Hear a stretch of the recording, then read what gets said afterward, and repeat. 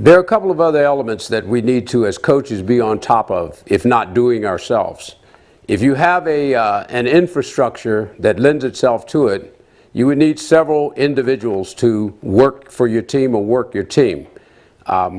These could be parents, etc., but there has to be someone that understands the game and understands exactly what they're doing, because if you're especially traveling to foreign countries, etc., and if you're also traveling to high-level tournaments, if you miss any of this, you just might as well get back on the bus and go home, because it's not going to occur. For example, when you are submitting your players' names, for example, to compete at a high-level tournament. Now, let's take a moment here and let's reflect on a couple of other things that the coach has to be on top of. Whether you're doing these duties or not, you have to be on top of it, because ultimately it's our responsibility as coaches.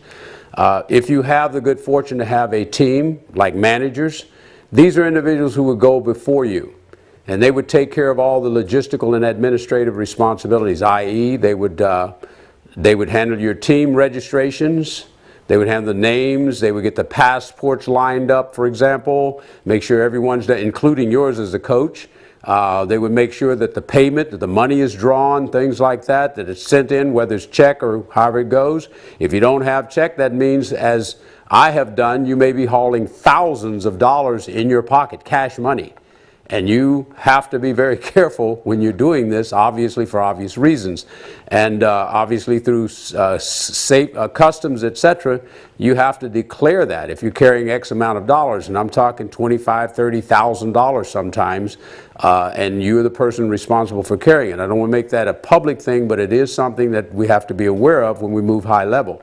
Administratively, you have to know every player. You have a time limit in which you're supposed to submit your players' names to the tournament directors or the tournament authorities.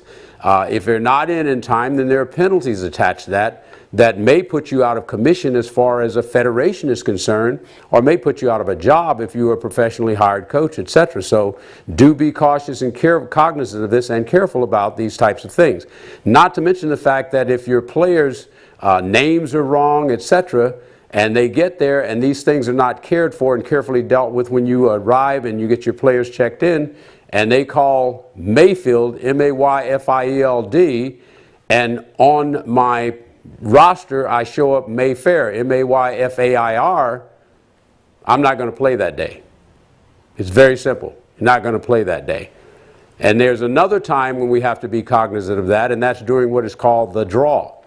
Now, once we've got all these other things squared away and we're in good shape, the names are in the pool, everything's done, we got the weigh-ins or whatever's done, now we have to come up with matching and pairing people. So if I'm fighting 73 kilos, my name is Mayfield, I'm 73 kilos, and we are now called to a room, maybe whatever time in the night or morning that the officials call you to the draw. Well, you may, as I've seen many a coach do, I'm not going. And I just got the buddy hook up, and I'll just hook it up with someone over here and over there, and that's the way it's dealt with. Well, if I as a coach see that occurring, then I have a protest. If I have to be there, we all have to be there.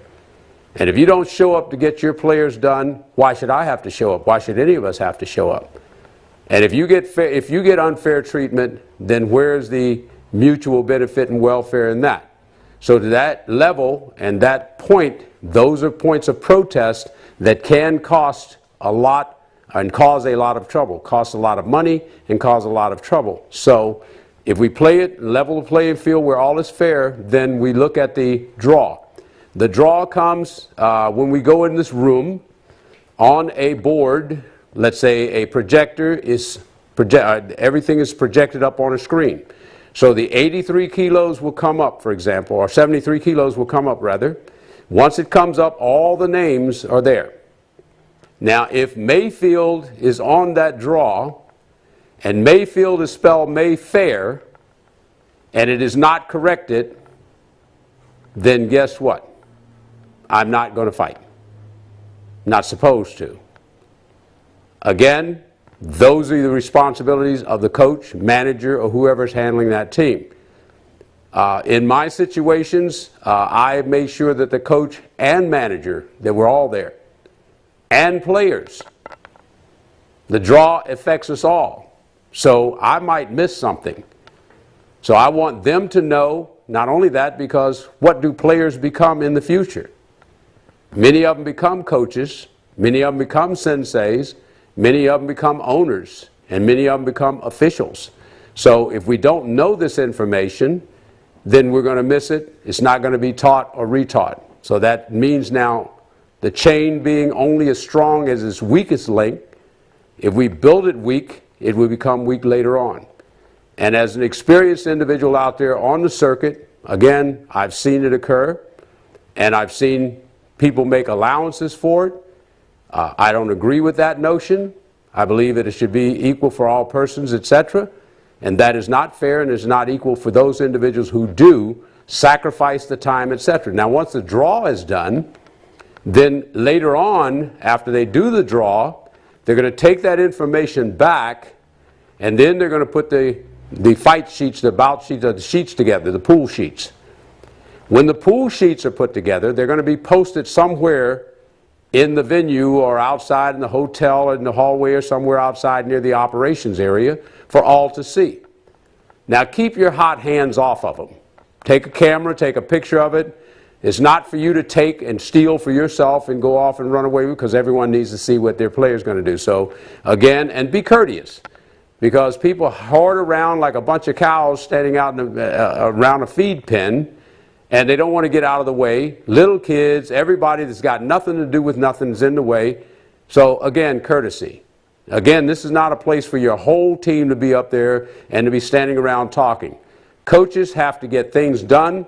Players need to get into bed, get rested, and this thing can go on sometimes late into the night, very late into the night. So again, we want to minimize the pressure upon our competitors and, of course, our team, because once the tournament starts the very next day, it's on all day, and those of us who are experienced at judo know you can wait around for an inordinate amount of time between matches. It doesn't go like one match, next match, next match. No matter what system we're using, it's just not going to flow that quickly. You may be number 3 now, and you may not fight until number 25, 30 down the line. And if you're looking at 5-minute matches, you do the math. It's pretty simple to figure out. It's going to be a while. So you now have to deal with when to gear up, when to get your player ready. Usually 3 players out, 3 fights out, you should start getting your fighter geared up and get ready to compete. And oftentimes you will follow that procedure and something will happen in the back room and it'll change. And where you had 31 now, you now got a 31A and a B. Oh, well, okay, what does that mean? Well, something happened back there that has to happen. That's an administrative situation. You have to go with the flow. Again, adapt, adjust, overcome. Build that into your competitor's mind, because it's going to change from time to time, and there's really little to nothing you can do about it except pout, and that's not helpful when you're dealing with that. And we'll take that and push it back to another level about dealing with your temper. Not only your temper, but the temper of the coaches, the temper of the competitors. Temper your temper. Control it. Okay? Judo teaches us elements. It focuses upon the elements of character.